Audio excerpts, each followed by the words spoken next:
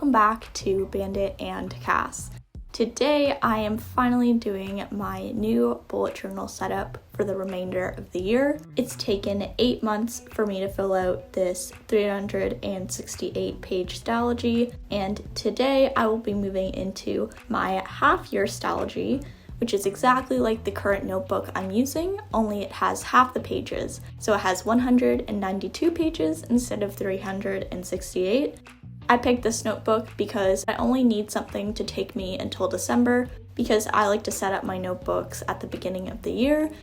Just like all of my other setups and spreads, all you really need in order to make any of these spreads is a pen of choice. I love a 0.5 tip gel pen, and I'll also be using my hard tip Fudenosuke brush pen a lot in this video.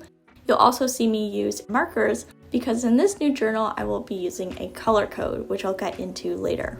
I will also be referencing my new bullet journal setup migration spread that I made in my current journal. If you want to hear all about my migration planning process and how I prepared to set up this new notebook, I do have a video on that, which is part 1 of this 2-part series, so I'd check that out if you haven't seen it already. Kicking off this setup, the first spread that I always like to make at the beginning of my journal is a contact page. Pretty much I like to use this as a spot to write my name and also my cell phone number in case I ever did lose this journal, then someone would hopefully return it to me. I don't imagine I would lose this journal this year since I won't be probably leaving the house very much, but it's always good to be prepared. So I just wrote, "This journal belongs to Kaitlin," that's me, and then at the bottom I wrote my cell phone number.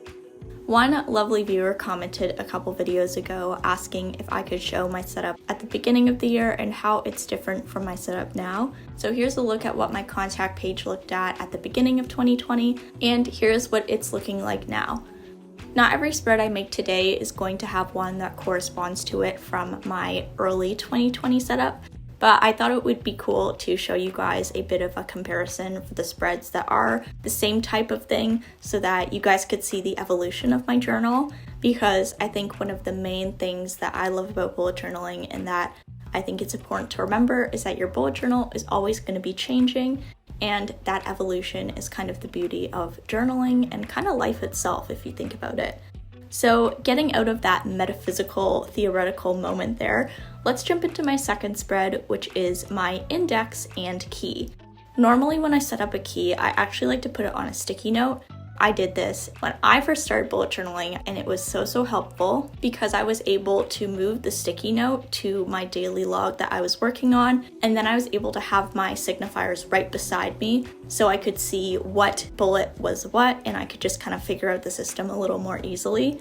Now for this setup, I decided to actually put the key on the bottom of my index for 2 reasons.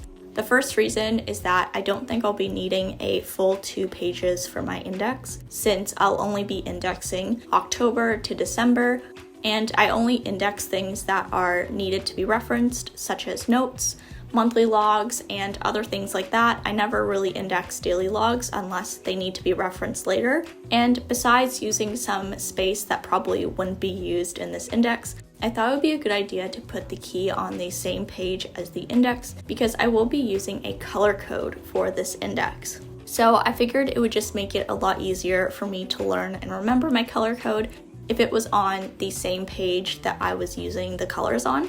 I won't actually be using this color code throughout my journal on my journal pages. The purpose of this color code is for me to color code the spreads that I write down in my index, so I can quickly identify the type of spread that it is. I think this will be really helpful for when I want to find pages in my index, such as book notes that don't always appear as frequently compared to my monthly logs or just random notes. So having a beautiful, lively pastel pink beside that kind of spread will just help me more quickly find the spreads that I'm looking for. I'm curious to see if this color code will work in my journal and if I'll like it. Let me know below if you use a color code. This is my first time ever using one, so I'm very interested to see what it's like and to kind of get that experience. But let me know what your experience with a color code has been and how you guys like it, because I always love hearing your thoughts. After my contact page and my index/key spread, I decided to make this yearly quote page. That's what I think I'm gonna call it. This kind of reminds me of the cover page that I normally do before the beginning of my monthly setup. I figured it would be cool to kind of create that consistency throughout my journal and also have a cover page right before my yearly setup. I decided to go with a very short but nice quote, which I know is so overused. A lot of people have used this one, but maybe I'll come up with a bit more of an obscure creative quote for the next one. But for now, I really do like this one, and I think it's a good way to start the new journal.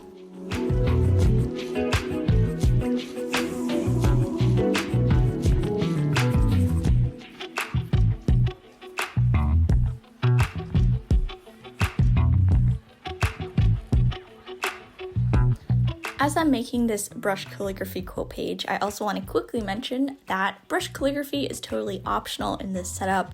I want to encourage you guys to do something in your journal that you really love and enjoy, whether that's doing brush lettering with me or doing your own cursive, handwriting, or even stamping in your journal. There's definitely ways to modify the setup so that it can be a little faster or a little slower depending on what you're prepared to do in your journal and what works for your life. But if you do want to do lettering with me and you want to do my style of lettering, I now have lettering guides so you can learn exactly how I do brush calligraphy in my own lettering style. So I will link those below if you do want to check it out and learn how to letter like I do.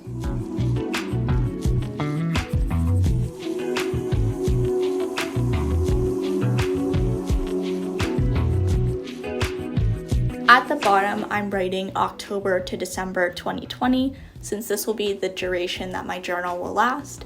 But if you're setting up your own journal and you don't know when it's going to end, maybe just write the beginning month and then leave space for the end month so you can fill it in later when the journal is complete.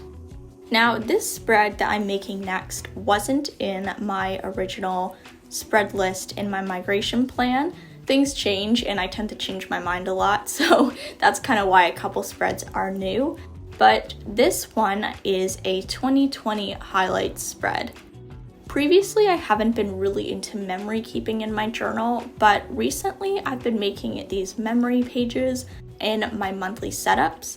Here's a look at one I created for August that was filled in, and it was just a space for me to record things I was doing during the month, eating during the month, wearing during the month, people I was seeing during the month, and recording it in a way that was fun for me, which essentially translates into using a lot of different typography.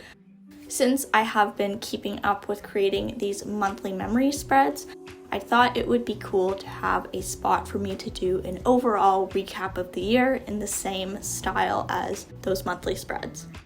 Now we come to one of the most essential spreads in a bullet journal that I find the most useful, and this is the future log.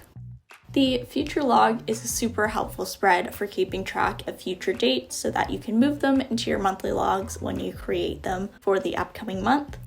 My favorite way of creating future logs is in the Alistair method, and if you've never heard of that before and you're wondering what the heck I'm talking about, I have an entire video going over not only this future log that I'm making right here, but also how I integrate this method into my monthly, weekly, and daily bullet journaling. So I'm not going to explain the entire process right now. Instead, I'm just going to recommend you go to that video because it's a lot more informative and just gives you a really good overview of the entire topic. For this future log, I am including the months October through December, and then the forward arrow is not migration. I actually just use that to denote any dates that I want to record that are happening in 2021 that I want to write down before the new year journal is set up so that I can transfer them into there when that journal is in existence. Now we're moving into a spread that I actually did include in my setup list for my migration in the part 1 video of this series, and you might not be able to tell by the name, but this is actually my plant watering and care tracker. I am titling this spread Lord of the Plants, and that is because I like to name all of my plants after Lord of the Rings characters. And for all of the plants I have, I do like to keep this spread to not only record care instructions and the type of plant that it is, but more importantly, I like to use this as a space to record when I've last watered the plant. I've previously kept this in my monthly habit tracker section, but I just found it a lot easier to keep all of that information in one place so I could see how much I'm watering it that month, but also be able to compare that to previous months and understand how frequently my plants like to be watered. I already had this spread set up in my current journal and I knew I was going to migrate to my new one. So hopefully in the current spread, you'll be able to see what I mean by the monthly watering times. Pretty much I do a circle and then the date underneath, and I fill in the circle when I water the plant, and that works perfectly for me. I also wanted to just quickly mention that I know I'm going through all of these spreads pretty quickly in this setup, so if there's anything you want me to dive a little deeper into and do a full video dedicated to explaining the spread and my process for creating it, please let me know below and I'd be more than happy to do that. After my plant care tracker, I am setting up my projects log. This is kind of similar to the Getting Things Done method by David Allen, because this log is essentially a place for me to record any projects that I want to complete throughout the year. I consider a project anything that requires more than one task to be completed, which I think is very similar to how David Allen categorizes it, but I do find that having a section to write down all the projects that I want to complete is just a really good way for me to keep track of projects and not forget them, and then also see my progress and what I've been able to complete throughout the year. I had this spread in my old journal as well, and I did have a section where I recorded how much work I thought the project would take, because I thought that would kind of motivate me to do the easier ones and get them out of the way. But for this spread, I just didn't find that very helpful, so I just removed it. So I just have a column for the name of the project, and then the left-hand side is for me to check off when I've completed it. Now we are on to the final spread of this setup. Although all of these spreads are very, very fast, this grid spacing guide is a pretty complex spread, and it did take me longer than all of the other spreads in this setup. I think this took me about 15 to 20 minutes, so definitely a bit more of a time commitment, but that was mostly from me double and triple checking my measurements for this guide and making sure that my lines and divisions were where they actually were supposed to be. So that's kind of where the longer time frame comes into play.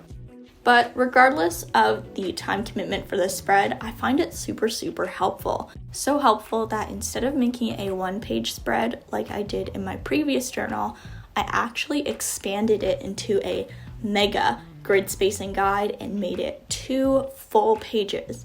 This is especially helpful for my monthly quote pages where I'm centering a quote across 2 pages, and also for any spread that spans 2 pages that I maybe want to divide into thirds.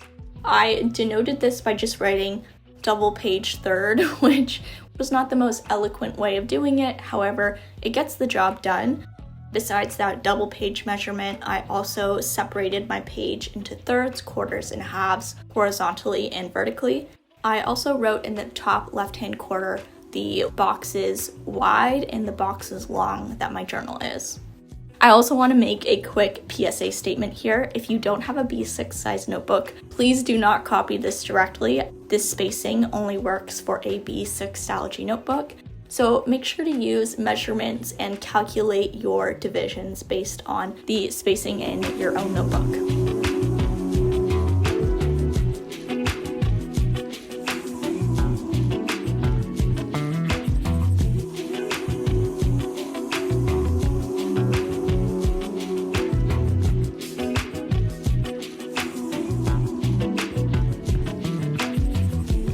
And finally, after finishing the grid spacing guide, I've actually come to the end of this bullet journal setup. I found this setup really enjoyable to do. It didn't take me too long. It's hard because I filmed this, but I would say if I was doing it on a regular day, it would probably take me about definitely under an hour, I would imagine. So pretty quick, and I really love how all of these threads are really simple, quick, and easy to set up. I'm really excited to use these spreads at the beginning of October when I start this new journal, and I hope that you guys found this setup inspiring and gave you some ideas for your own bullet journal. If you have any questions about my setup, please let me know below and I'd be happy to answer them for you. And besides that, thank you so much for watching. I will see all of you in next Saturday's video. Bye everyone!